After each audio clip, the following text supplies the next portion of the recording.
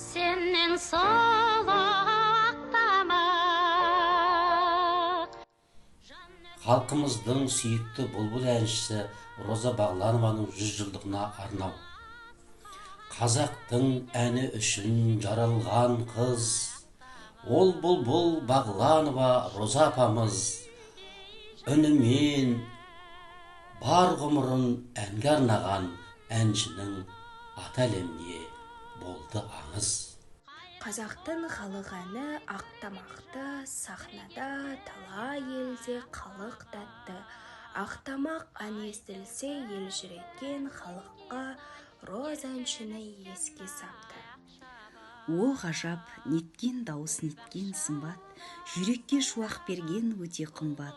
Бұлбұл құс сайрағандай көңілдерде мәңгілік Роза әнші тұрар шырқап.